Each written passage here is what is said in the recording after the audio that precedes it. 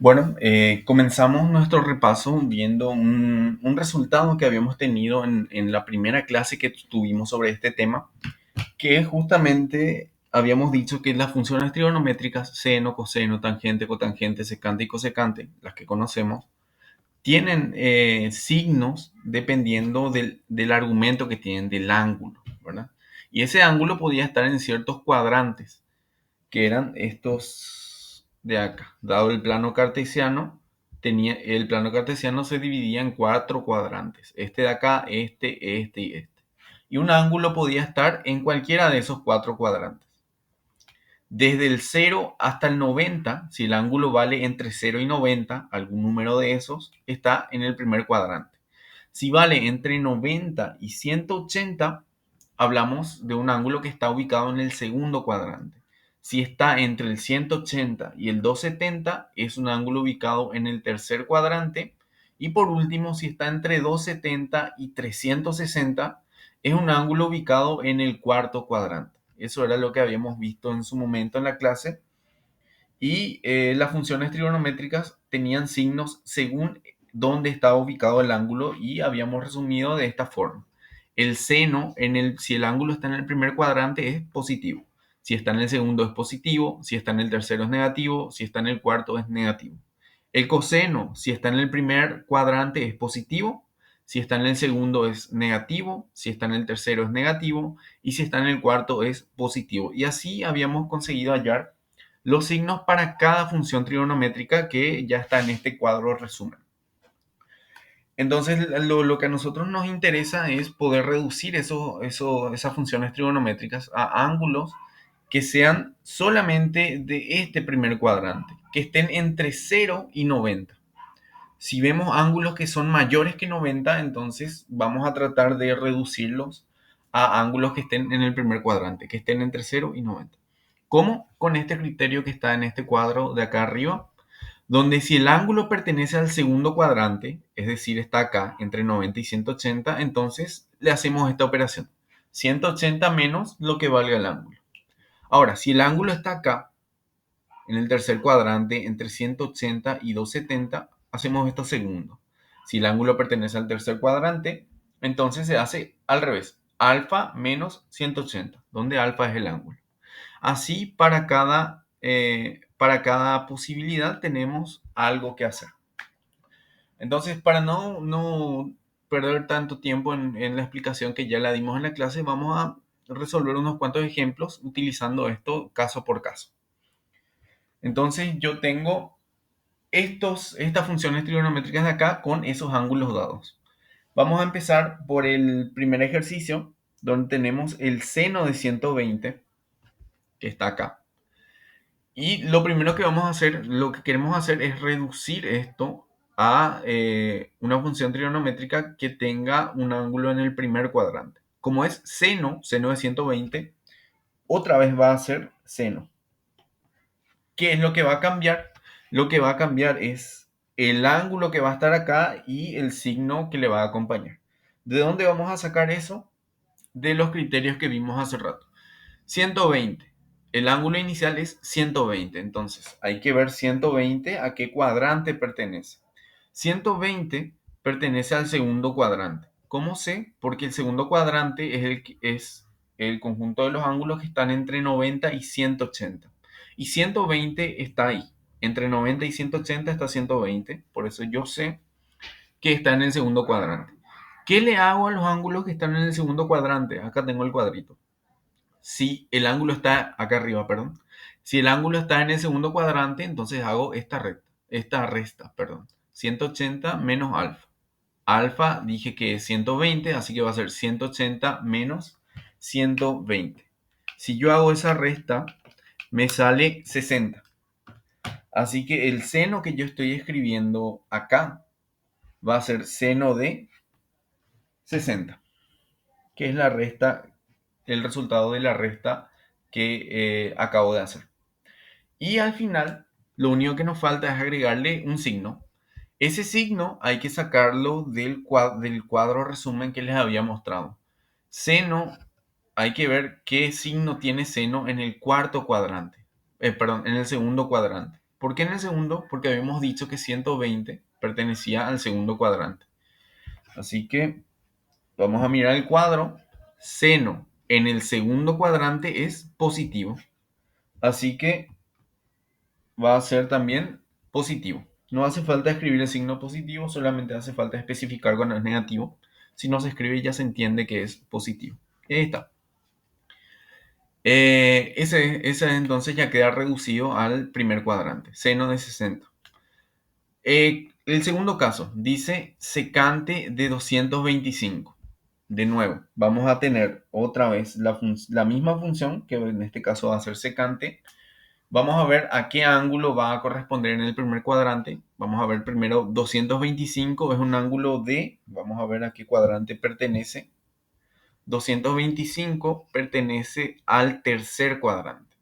El 225 está comprendido entre 180 y 270. Por ahí está. Ese es el 225. Entonces yo puedo estar seguro que estoy hablando de un ángulo del tercer cuadrante. Y acá está el criterio. Lo que hacemos con los del tercer cuadrante es alfa menos 180. El ángulo alfa es 225, si no recuerdo mal. Vamos a revisar. ¿Sí? 225. 225 menos 180. Entonces el ángulo que vamos a usar va a ser 45. Así que estamos hablando de secante de 45. Y el signo, este 225 dijimos que era del tercer cuadrante, así que vamos a ver qué pasa con el secante, que es nuestra función, cuando tenemos un ángulo del tercer cuadrante. Y cuando el secante que está acá está en el tercer cuadrante, el signo es negativo. Entonces va a ser negativo. Ahí está, menos secante de 45. Continuamos con el otro ejemplo. Tenemos cotangente de 330, que es lo que está acá. Y vamos a ver de nuevo 330 a qué cuadrante pertenece. Siempre vamos a hacer lo mismo. 330 pertenece al cuarto cuadrante, está entre 270 y 360. Por ahí está el 330, creo que era 330. ¿Sí? 330. Entonces, como pertenece al cuarto cuadrante, ya sabemos que pertenece al cuarto cuadrante, así que antes de ver qué hacer, ¿verdad? Voy a volver a escribir cotangente. Acuérdense que siempre va a quedar la misma función, cotangente de, y en vez de 330 vamos a escribir lo que nos indique el cuadro de arriba. Dijimos que estaba en el cuarto cuadrante, y cuando está en el cuarto cuadrante es este de acá. Si está en el cuarto cuadrante, hacemos 360 menos alfa. Alfa dijimos que es 330. Así que 360 menos 330 es 30. Por lo tanto, es cotangente de 30.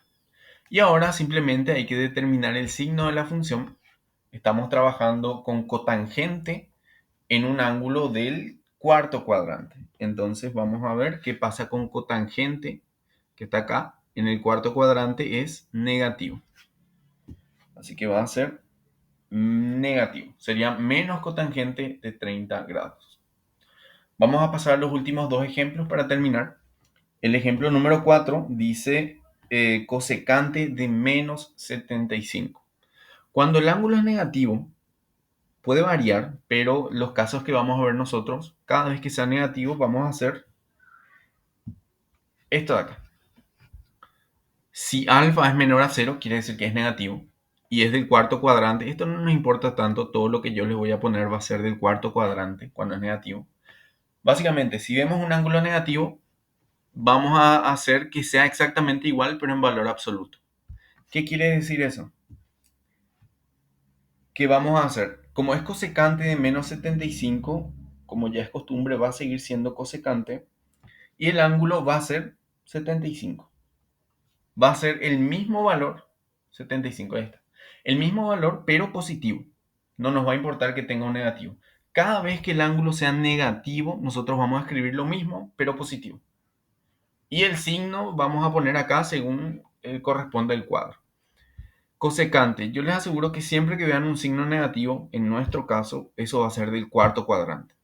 Así que vamos a ver el cosecante.